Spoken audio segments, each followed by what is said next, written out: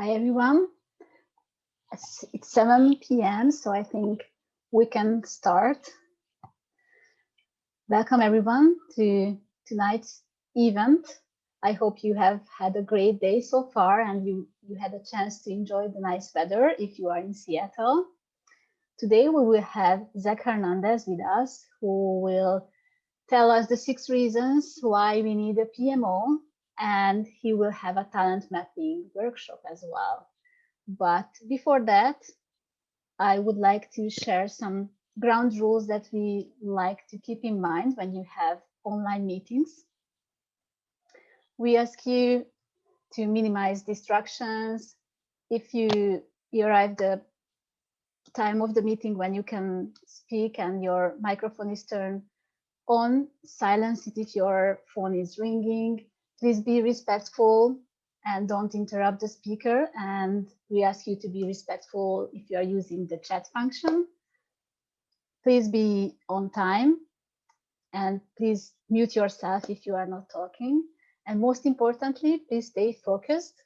If you have questions for the speaker, you can post it in the Q&A and it will be answered when the speaker or the moderator will announce it. And you can also chat with the audience or with us in the chat. So these were the rules, and thank you for keeping them in mind. For today, we have the agenda here at 7. We started already. We are at opening and announcements. We will have some short announcements about the PSPMI events and happenings around here. And at 7:10, we will have Zack, the keynote speaker, and he will talk about the 6 reasons why you need a PMO, and he will lead a talent mapping workshop. At 7:30, we will have an interactive Q&A and activity. At 7:45, we will have a raffle with 3 or 4 winners. I don't remember exactly, but you will know it in the end. And at 7:50, we will be closing the event. So let's start with the announcements. It is an exciting time for the PSPMI chapter because we have board elections happening now. If you are a member of the chapter, you have probably received an email with the invitation to vote with a link, and you can vote until April 23rd. And if you haven't received the link and you are a member, please check in promotion folder or in spam folder, or if you still don't find it, just send us an email and we will try to figure it out. And if you have got the email, please vote. Every vote counts. We have some events coming up. On April 29th, we will have PNODN and PSPMI present, a seat at the table by Dr. Gloria J. Burgess. She will talk about what does it take to be a leader in today's fast-paced world and how do you lead with equity and inclusion and in our ever global village. You will get 1.5 PDUs if you participate in this event. We have an upcoming course starting on April 21st, Emotional Intelligence, Building Effective Remote, Hybrid, and Collocated Teams. This is a very up-to-date topic, and you can get 4 hours of strategy, 6 hours of leadership, and 2 hours of technical PDUs from this virtual series of events. It is every Wednesday from 6 p.m. to 8 p.m., or you can choose from an option of a morning class from 10 a.m. to 12 p.m. You can find more information about the course at www.budgetsoundpmi.org. On April 26, PMO Roundtable PMO Preferred Methodologies event is coming up. It is worth 1.5 PDUs and it is a virtual event. On April 30th, PNODN and PSPMI present Whole System Transformation by Ariel Sullivan. This is a virtual event that will give you 3 leadership PDUs, and you will learn about foundational principles of whole system transformation, understand the model and the process of whole system transformation. It is an interesting topic. And there is another course coming up on May 12th, 120 VC Transformational Leadership Program. It is a 47 hours course, and it is virtual. If you want to know more about this course, you can visit our website. And the last event that we want to announce today is on May 13th, Connect 2021 Supply Chain Management and Technology Conference. So this was all the announcement that we had. If you want more information, any of the events or courses, you can find on our website more information. And with that, I would like to introduce Zack Hernandez, today's speaker. He is the market director at Yo, a Dan Zimmermann company. Yo Seattle is a technology consulting and recruiting firm, and it specializes in project leadership, application development, infrastructure, cloud, and other niche areas under CTO, CIO. Zack has tons of experience in recruiting and consulting, and he is here with us today to tell us the 6 reasons why we need a PMO. And he will help us with the talent mapping workshop. He will help us, job seekers, with some useful tips and tricks. Thank you, Zack, for being with us today, and the stage is yours. Well, thank you for the warm introduction, Nat, and great to meet all of you. I hope all of us can get connected on LinkedIn, and it's kind of the theme of how we're going to end things today. So I also want to apologize. I keep having to scoot more left. The sun just beaming me right in the face. So you may have to adjust mid-presentation, but definitely wanted to jump right in for the sake of time, given that we're covering 2 topics today.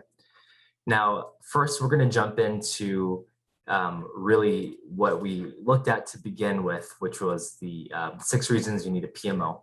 And just wanted to preface that I'm not a PMP by any means, but I do have a lot of interaction with project leadership when they're hiring, also in placing folks here in the Seattle area and in Hawaii within project leadership, and also doing a lot of work with not only enterprise companies, but startups and mid-sized companies locally and in Hawaii, where I've been doing a lot of project leadership work and management work with some local government entities and agencies. So wanted to share the screen and we'll jump right in.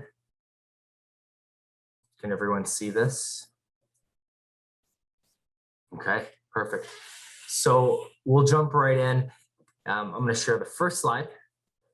What's a PMO, right? So really wanted to keep it as concise as possible, but this is really an outsider's look on project management in all of the interactions I've had from a talent perspective and a consulting perspective. So the first thing that I wanted to cover would be that standardization improves efficiency. And that's the first thing that a PMO brings to the table, right? The goal at the end of the day, it's on time and on budget projects. So really grappling and choosing which project management methodology you want to implement on your team. That's something I've been seeing a lot of change around, but a lot of the common methodologies I've been seeing in the market, at least with the people that we've been talking to and we've been building teams around, have been waterfall, agile, hybrid, and critical path. And there are others, but these are the ones that we've seen and we've run into the most. Number 2 would be that a PMO really brings a lot of accountability, improves the quality of work overall, based on just having a clear vision of goals. There's distinct steps along the way, and it improves visibility, the ownership, the accountability across the board. And an example that a lot of us are probably familiar with is really the shift from the spreadsheet silo into more of a centralized system within project management. So that's the second thing of the 6 that we're going to cover today. The third would be dedicated teams to improve time management and having people in their own swim lanes. That's something from a talent perspective I've seen a lot. People tend to wear a lot of hats, but tend to work a lot of hours, right? And it's really tough to align on these things. And really project managers and what they do on a day-to-day basis, it's very timeline driven. There's a lot of folks who need to have that laser-like focus on deadlines and changing goals and priorities along the way. But a lot of times we see, at least from being a consulting partner and a recruiting partner, is that there's a lot of reallocation of time and spend for projects. People shift around resources, bring on contractors to build project teams just to deliver on time. And sometimes it goes over budget, but it's all about how you get the train back on tracks.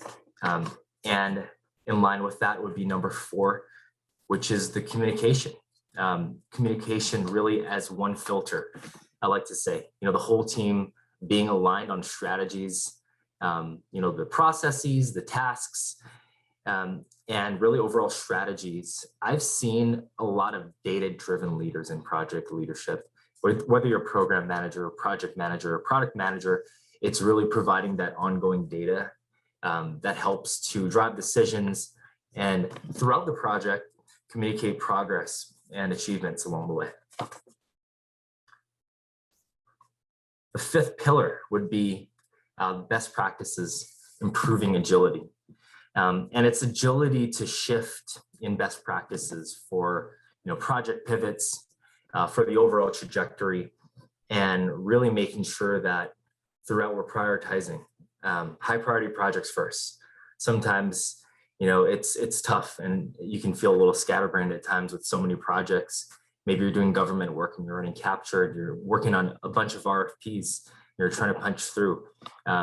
Sometimes you have to sit down and take some time to reprioritize and recalibrate on that. So one thing with being one filter is really making sure that there's ongoing training and mentoring and coaching. I think just by virtue of being on this call, I think everyone here really values that and the ongoing development, which really PMI helps to support. So that's one thing that some people forget about, right? It's the ongoing training, it's the mentorship.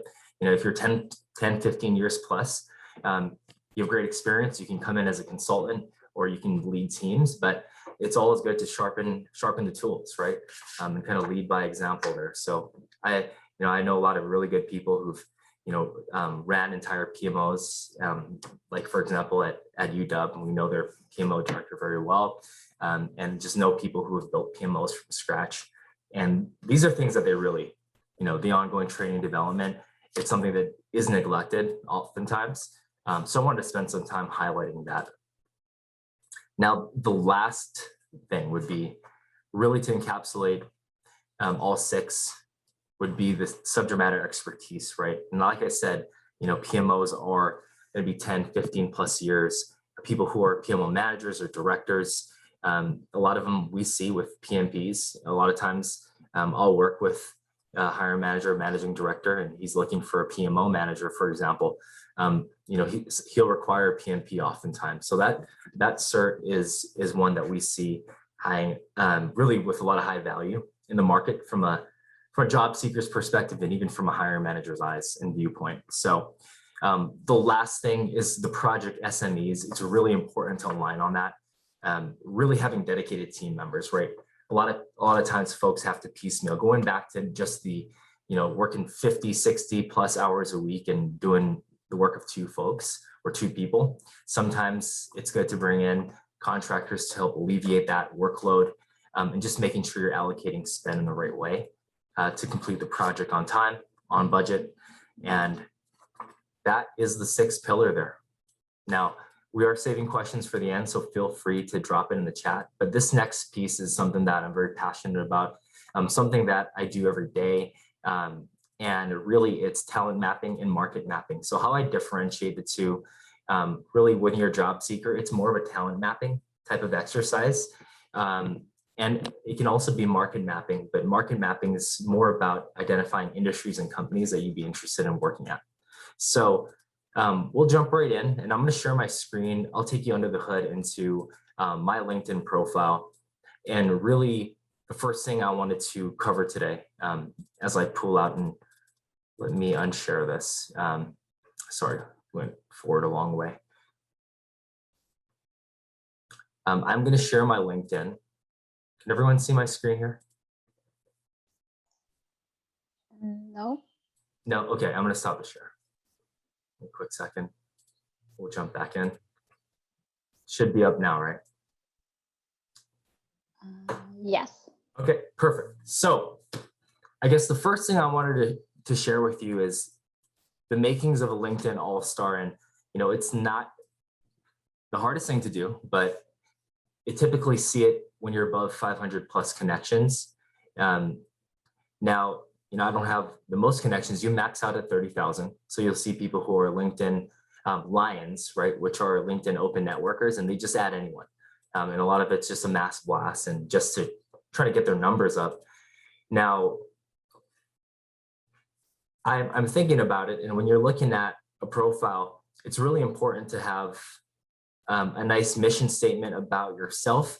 And then also to make sure that you have not so much bullet points like you would on a resume, but just a quick description of what you were doing, the company, maybe any accolades along the way, highlighting education, really displaying any licenses and certifications that you have, like a PMP, and volunteer experience, any skills and endorsements that you can get from peers along the way, and recommendations.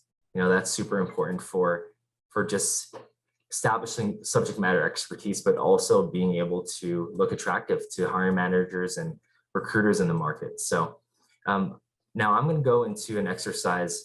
And can you guys see this job page here that I switched to?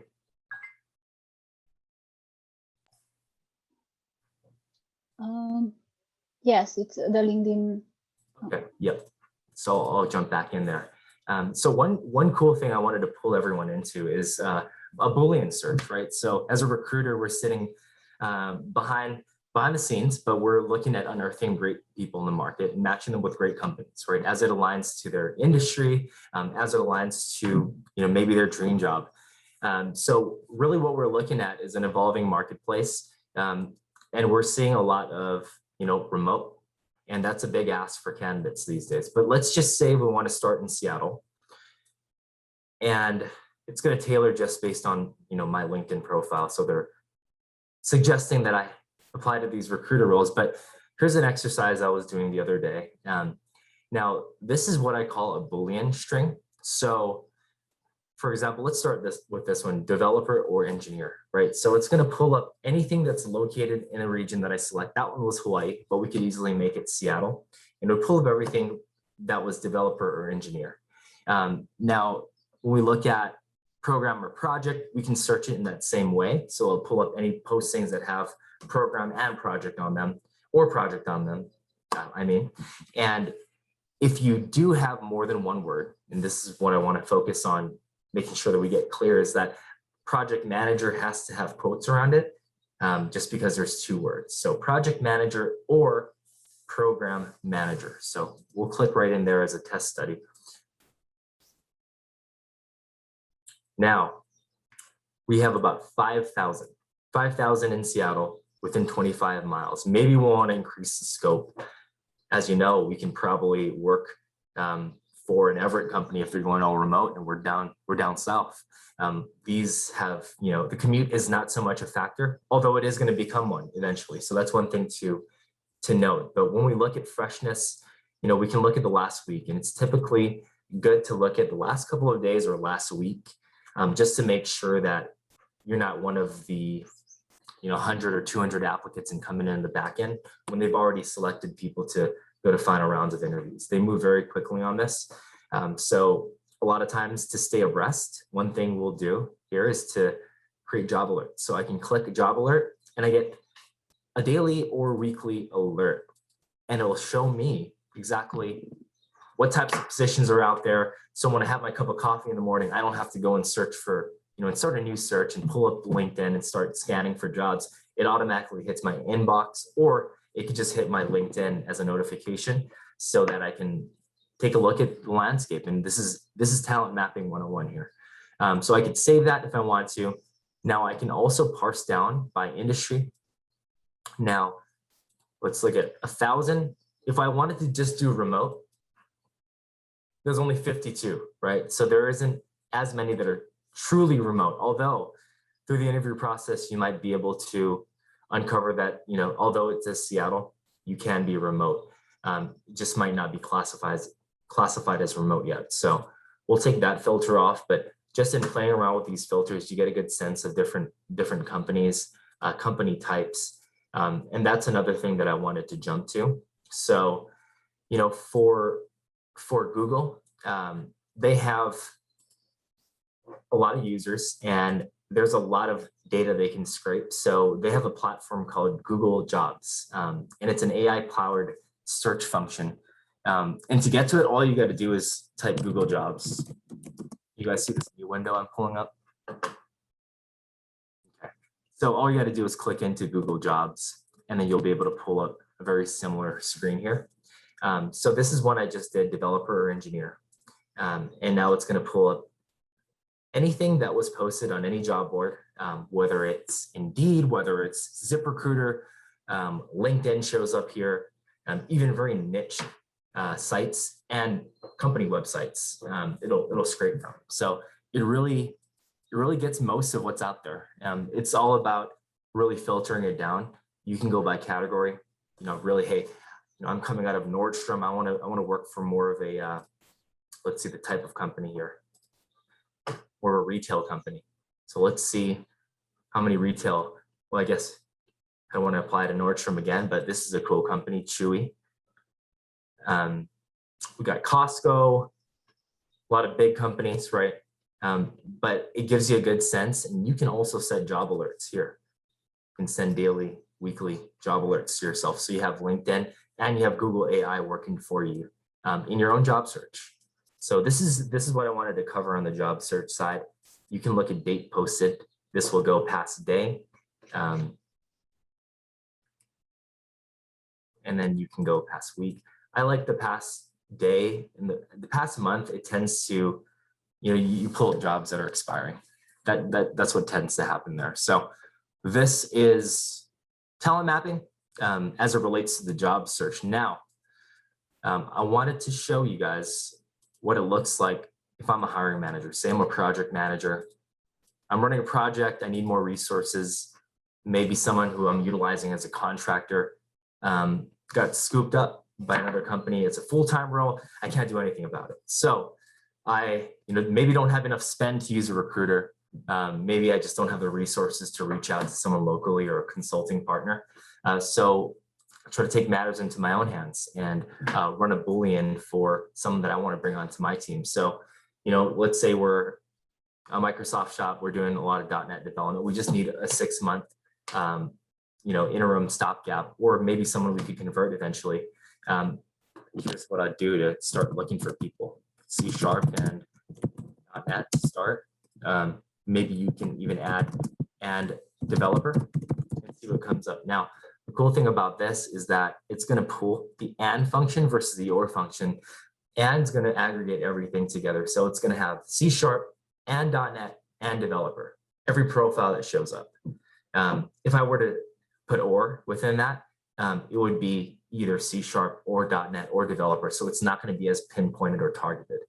So here is the lay of the land, right? We could even put contractor in there too, if it's someone that we really want to just utilize on that basis. But I tend to cast a wider net at first. So yeah, there's a lot of results, right? How are we going to narrow it down? We want to find someone locally, ideally. We're all sitting in Seattle, although it's remote. We like to go out to some happy hours. I mean, it's really nice out. We want to go to Fremont Brewing. We're talking about what's the ideal, back to work type of climate. Is it once a week? Is it twice a week? But we're seeing that hybrid setup. So yeah, let's look in Seattle. Now it's about 19,000, right? And these people all have in their profile either developer, C#, they have C# developer and .NET. So they have all of that. Maybe they're looking for experience specifically with MVC. So now about 6,000, right? So we're getting a little closer. Maybe they want some Lambda experience as well. They're just asking for everything. Now we got 300, right? So now we see that narrowing down, and it really gets pinpoint. So, typically I just connect with everyone. What's good is that you have your first degree connections, you have your second degree, and the second degree is great because, it's going to be able, you're going to be able to utilize, shared connections. And that's a great talking point in meeting new people. And when you're networking in the market, whether they're a hiring manager or whether it's someone you want to hire, the same thing applies here.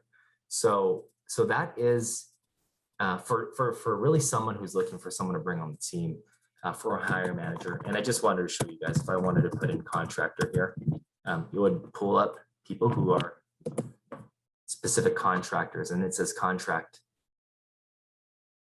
in their profile.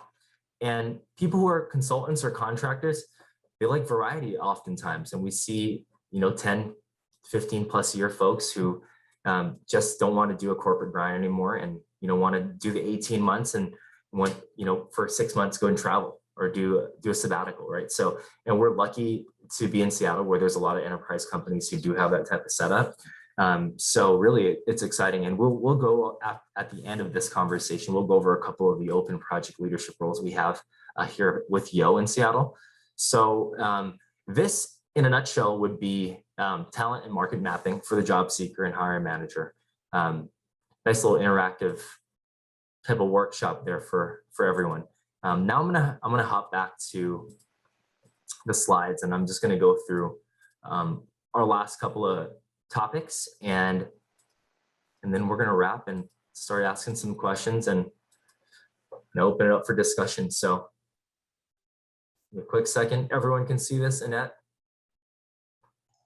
Yes. Okay, perfect. I mean, I can see it. I hope everyone else can see. I know everyone else is muted, so appreciate the heads up. All right.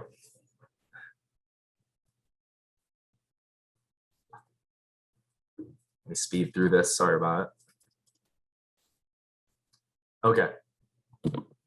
So we went through a lot just now. Now, other honorable mention.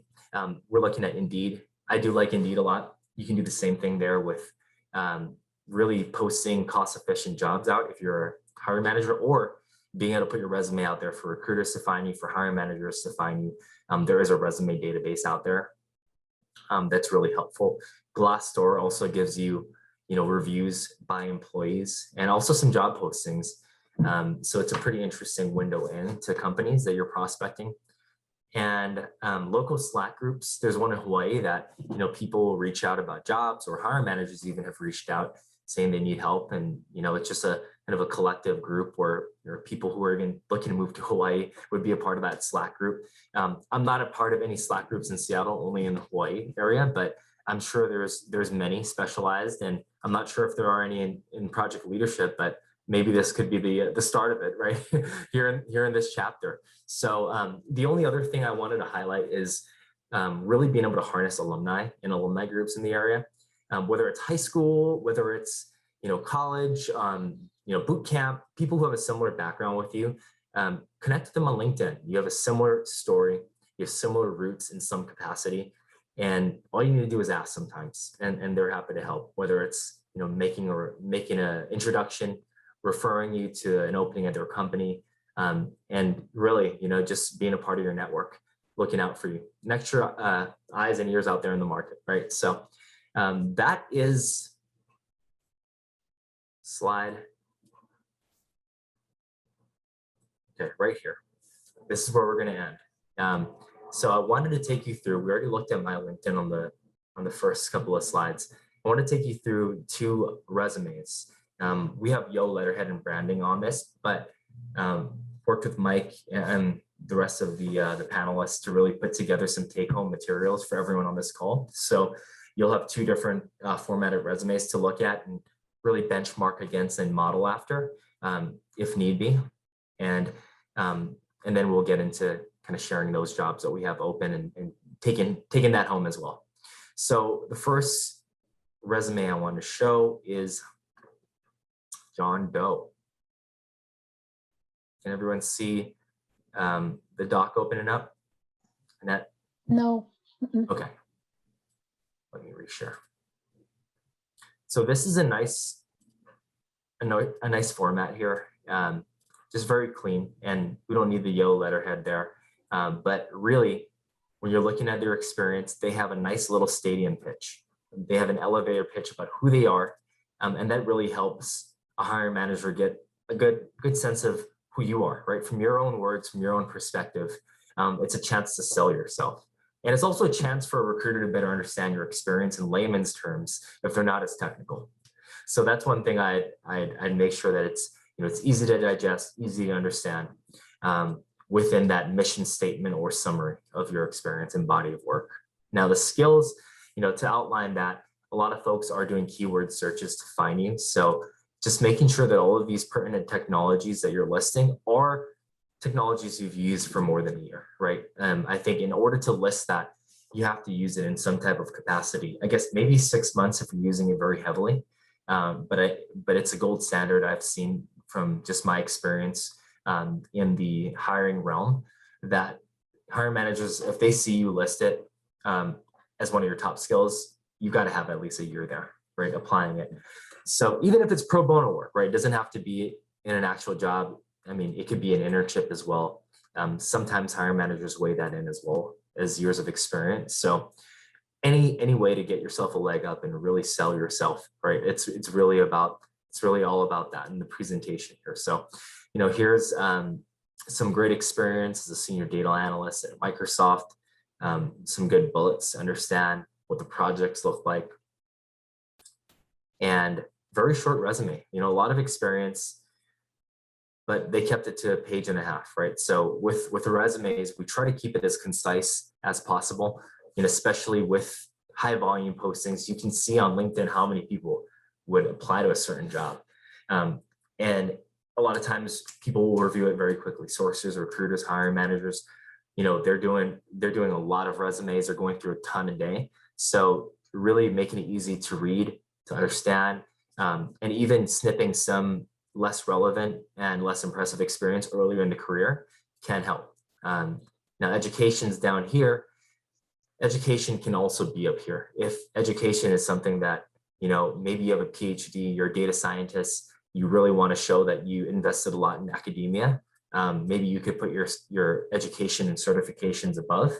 But really, as long as you highlight the work experience, that's the meat and the potatoes of what people are looking for within a body of work and in a resume. So that's one that's more of a data and reporting type of candidate and profile. And then here's another one that I'm going to share with you. That was John Doe, and this is Jane Doe. So let me share I'm going to open this doc and share it. And both of these are going to be available with no branding for everyone to take home. So here is a different version of a resume example, a template that we use a lot. And this one's more of a centered, bold type of presentation. We have a different letterhead and banner up top, but you don't need that. You can just space it up and have Jane Doe start right at the top of the screen. Really concise mission statement.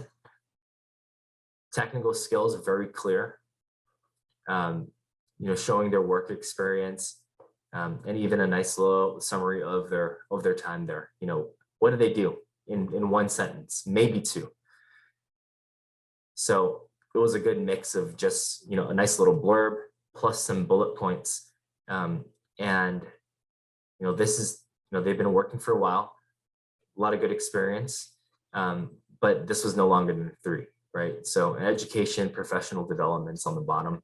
So when you look at a resume, even if you have 15, 20, 30 years of experience, there's inherent ageism that exists in the recruiting industry, right? There really is. It goes both ways for people who are earlier career or people who are more seasoned. And I hate that word seasoned, right?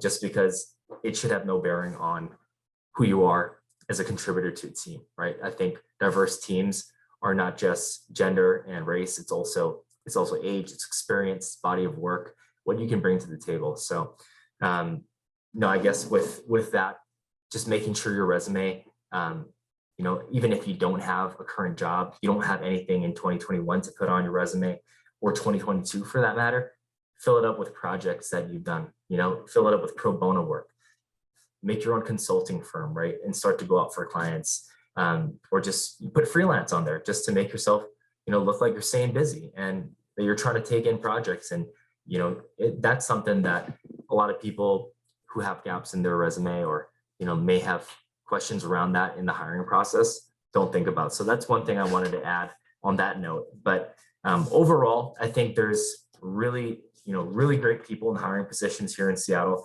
I think we're a lot more open-minded than other regions, and it's refreshing to see that. So that is the talent mapping workshop in a nutshell. I think the only other thing that I wanted to share was a list of jobs, and Mike, Annette, I'm not sure if that's something you guys wanted to share now, or if that's something we just wanted to send with everyone here and just open it up to Q&A at this time. Happy to share them. We could do both. Okay, awesome. Well, let's I do have the list. I did send it over, but like I'm not sure if you packaged it in a way that you want to share it. I could put it in the chat, and if you want to discuss them, we can do that too. Yeah, absolutely. Give me 5 seconds. Awesome. And Zach, we do have some questions. We can start with some primers. So we have one question. In addition to experience, what software platforms are recruiters looking for, and how should they be advertised? Software platforms. Is that going to be reporting? Is that, what types of technologies specifically are we talking about with software platforms? Yeah, I kind of see that as like, Tableau, Power BI, yeah. As it relates to project leadership and Crystal, reporting. Yeah. I've seen the top 3 I've been seeing. I mean, of course, the top 2, I think they're titans going at it is, Power BI and Tableau. Some hiring managers even ask for both. We placed someone at AT&T earlier this year who had really good Tableau reporting experience, a great SQL experience, but also came with Power BI.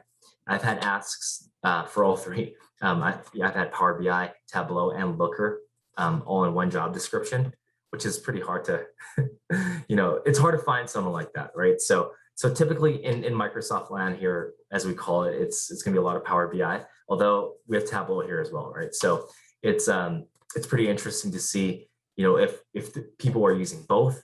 But I think, highlighting that, especially in project leadership, that's a really good skill to have, even outside of just the pure business analysis types of roles like BAs and, even people who are more of the data analysts and reporting type of professionals. So hopefully that answers question number 1. Okay, great. And one more, if you have experience in Scrum and Agile, and you're a project management practitioner, but you don't have a certification, how should one state that in LinkedIn?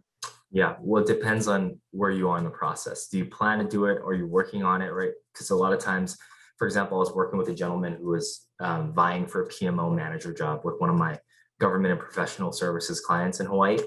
And he had mentioned, hey, I don't have my PMP yet, but I'm working towards it. I'm getting close. Right. So on his resume, he put in progress. So that's one way that I could, you could work with a recruiter or even rework your resume to show that, hey, you're almost there. And you can even put, expected completion by XYZ date. Right. That's a good idea. That's what I have to do. Okay, Yep. Cool. Perfect. I'm seeing these questions too, Wendy. Number 3 is how many years of experience should a mid-career PMP expect to list on a resume versus LinkedIn? Mid-career, when we think about mid-career, some people think it's 3 to 5, some people think it's 5 to 7, but typically it's within that range. So the 3 to 7 range in project leadership and software development, in the recruiting industry, or if you're a hiring manager or an IT stakeholder who's looking to hire, that's typically what they expect. So, but I think to get even more granular, the years of experience should match your LinkedIn, right? Unless you want to show all of your experience, which is fine, but try and do it in the most concise manner so that you can fit your whole story into a Word doc, under 5 pages, under 6 pages maximum, I like to say. And then with LinkedIn, if you do need to cut out some of your earlier career jobs, that's something that I've worked with folks through, and it tends to give them a more polished look on LinkedIn. So and that brings up a good question about like how far out like should we list our experiences, you know, for those absolutely. of us that have a lot of experience. Yeah, absolutely. I think, you know, easily 20 years. But once we get to 25, 30, that's where we start to trim some of the earlier career experience. But of course, you know, if you have a way to do it, and, you know, with 2, 3, maybe 4 bullet points under each job, maybe you stayed at a job for a long time, right? So you can fit that in a resume. I think it's all about making sure that it just, you know, it's not a novel at the end of the day.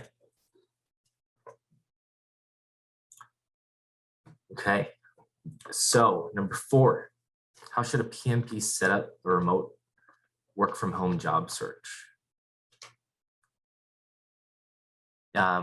That's a good one. That's a really good one. Well, I think the number 1 thing to do is, you know, understand how to search yourself for jobs and then set up those alerts that align with those searches. So you can plug in your own Booleans and have alerts that are automatically generated to you, which is a very cool tool. So I do that. You know, ask for introductions as often as possible. Take a look at who you have in your network, who you're connected with already. And you know, ask for favors and do good work as well, right? You know, start to donate time, even if it's pro bono, it tends to come around. So that's what I would say. The alerts are the biggest hack in my opinion. Right. And do you see like a trend? I mean, like with your clients that you work with and your relationships that you have, are they accepting remote work, you know, now that we have the COVID and yeah, getting out of it, you know? It's funny. So I had a candidate who I had put in front of a Hawaii opportunity, and then, you know, it didn't work out for whatever reason. I think he was just a little too expensive for Hawaii. They have a little bit of a problem with pay scale there. So matched him up with one of our biotech clients in Seattle. Actually, it's funny because it happened today. He got an interview request there, and he's working remotely in Hawaii. And he said, hey, I can wake up early and I can work remotely. I'll be even happy to travel to Seattle, you know, when things clear up with COVID. So I'm seeing the term remote Pacific Standard Time, remote PST. I've been seeing that talked about a lot. And when you're looking up and down the West Coast and even Mountain Time, and even Texas companies, there's opportunities to work remotely for those as well. And you see the mass exodus from Silicon Valley to Austin and other pockets, right? I've seen people going to Arizona. I've seen a lot of people go to Arizona from Seattle. So it's interesting to see that evolution. And I think that remote jobs, I mean, the companies that have them are going to be able to attract and retain the best people. Bottom line, right? But I think there's a balance in the in-person interaction, making sure that there's that shoulder to shoulder togetherness. That's super important as well. But you can do it virtually. You really can. Yeah, that's cool. Yeah. So one last one. As a recruiter, what are the top skills and aptitudes you are looking for to hire a project manager? It's funny. It's a great question, and it depends on the skill set. But typically, a lot of our project managers, if it's, you know, like more creative work, you know, typically a lot of folks have very similar personalities to you, Wendy. You know, very bubbly, very nice and warm. But I've seen a lot of folks who are more heads down, you know, more on the TPM side, who are great communicators, great team players. So, you know, there's a place for everyone. There's a seat at the table for all personalities within project management. The more stoic folks, the more bubbly folks and interactive folks. But it's, I think, with skill sets, you know, that differentiation between, I think industry is the biggest thing, right? Because a lot of our telecom project leadership roles and project management roles, they really like to see, almost require telecom experience, which is pretty tough. Like, how do you get your foot in the door if you've been working for a non-telecom company, right? I mean, you're doing a lot of work at a similar scale, maybe at Microsoft. Why can't I work at a T-Mobile, right? Why can't I work at AT&T? You know, I haven't had a chance to work on telecom work. So, you know, it's a conundrum for sure. But I think staying close to industry and matching by industry, conducting your own job search and talent mapping based on industry is something that's going to help in the job search. But other than that, just building connections with people. And, you know, just, I think that's the main thing, getting a sense of culture. and hopefully that answers your question, Wendy. I kind of went onto a tangent, but it's something I'm passionate about. So we see it all day. Awesome. Yeah. And I found another question. If you're a mid-level project manager who wants to live and work in Hawaii, how does one go about the best possible and most respectful manner? Well, you can definitely talk to me. Okay, cool. Yeah, absolutely. You have the connections. Okay, yeah, it's all about who you know, right? Absolutely. So just to share, I run the Yo Consulting practice here in Seattle. But Yo is a pretty acquisition happy company, and that's how we grow a lot of times. So, one of these days, maybe 3, 4, 5 years down the road, I will move to Hawaii with my wife and dog, and I'll be here as well. But potentially maybe growing a Yo Hawaii practice. But we have a startup right now that we're building, which is why we have a portfolio of clients, and we do have a lot of work that might be interesting to take a look at. So it's pretty cool to see that connection and that pipeline where, now people in Hawaii can work in Seattle and then back and forth, right? So yeah, great question. And one just came in. How should one changing careers in project management create a resume to look attractive to recruiters in the field? Yeah, well, I think a lot of it has to do with, maybe recent projects and work being relevant to, the specialized job that you're going to be applying for, but you can't ignore your past experience, right? I actually have a good story. I have a managing director that it's that same company I was trying to hire a PMO manager for. He started his career in finance and accounting. He was a controller, and then he said, you know what? I don't want to look in the past and do accounting the rest of my life. I want to be a project manager. I'm basically doing that, but for accounting. So he went off, he got his PMP, he started getting other certs. Now he's a managing director, and it's, I think, a $30 million business right now. And he's loving it, and it's kind of like a second career for him. So, don't ignore the work and the journey and the roots that you have, because I think the best hiring managers and the best companies think outside of the box with talent, and they look at people in a different lens where, hey, this person has that background. I mean, that's what makes you unique. Everyone's unique in their own way. So I'd say brand yourself based on who you are and what your story is. At the same time, align it to the job. Last 3 to 5 years, what have you done that's relevant to this job, right? And I think that's the most important thing if you're in that situation. Okay, great. And I think Mike had listed out the PM jobs that you have. Yeah. Okay. So yes, the program manager job, it's about a 6+ month contract with one of our larger telecom clients in the area. Go figure. It's T-Mobile, and really we're looking to fill a bunch of positions there. And with the new T-Mobile, we've done a lot of work with Sprint, legacy Sprint, in that merger. And right now we're just really helping to support them with a ton of hires around, mainly it's project and program managers that we're looking for. And a lot of these are going to be, 6 to 18 month contracts. So for those of you who like variety, some of them do require telecom experience, but one of these project manager roles, they're looking for someone who's more on the creative side. So, managing teams of UX and UI designers potentially, but more on the UX side is what they're interested in. So those are the T-Mobile roles. And now we're looking at, we have a biotech company right here in the area. The company's NanoString Technologies. If you guys have ever heard of them, and they're a great company. We're working with their hiring managers. They're building out new teams. They're doing a lot of diagnostic tools for cancer. So a very mission-driven organization. Love these guys. The HR director actually got me my job at Yo. She referred me to our president. So very cool story there. But that company is really one that we love to support. We have direct hiring manager contact. Probably 2-step interviews there. So they use a lot of contractors and consultants, but they also look for good full-time people, right? People who are more mission-driven. They can't pay like an Amazon or a Microsoft, but they still pay pretty well in line with Seattle. So that's one that we're working on actively. And then we have a couple others with some healthcare organizations.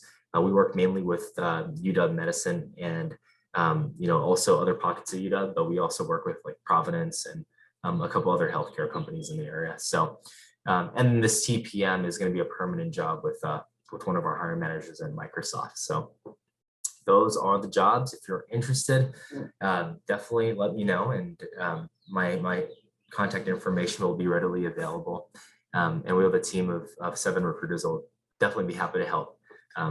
With career advice, resume formatting, that's what we do, right? And it's completely free of charge. We just want to help people find great opportunities and support our clients, find good people to build their teams around. So I think that's it right now. But we'll definitely have more. We're going to be hitting a pretty heavy uptick in hiring over the next month or two, specifically around our telecom clients. So.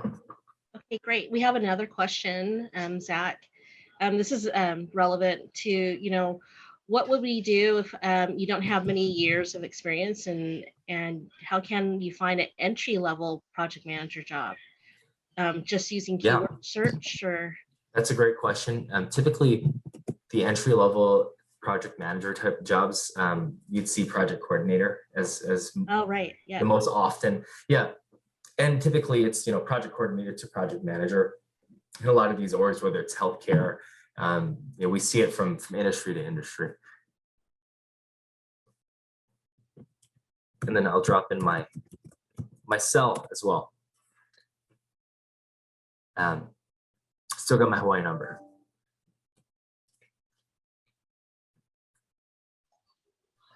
If there is no question, I think we can continue with the rest. Last thing, guys, everyone on this call, please send me a LinkedIn connection. Would love to get connected with everyone. And look forward to meeting some of you. And thank you guys again for having me. Thank you, Zach. Let me share my screen.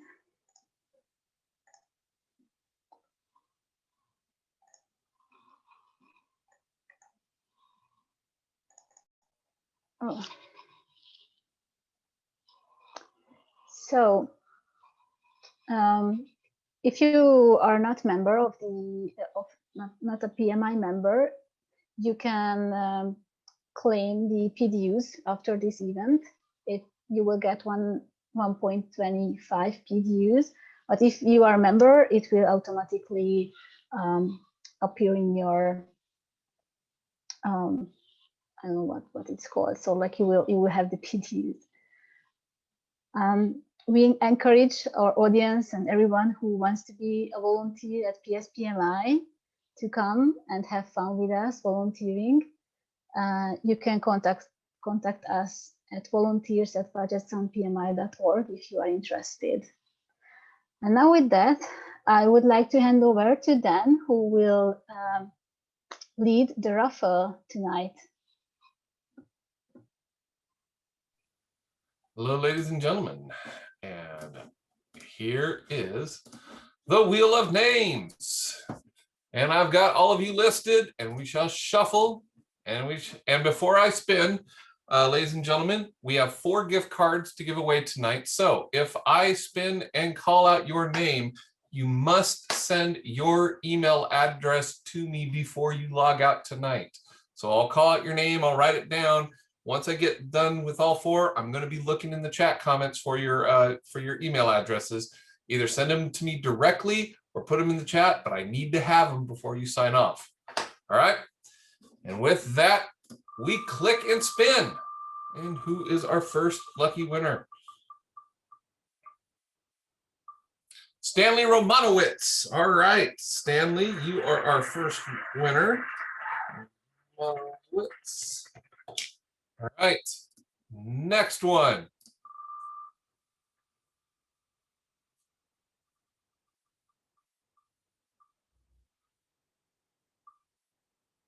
Amrath, our next winner. All right, next one. And everybody waits with bated breath. Will, I don't know how to pronounce your last name, so forgive me, I won't even try, but Will, you are our next winner. You are our third winner. And last but not least,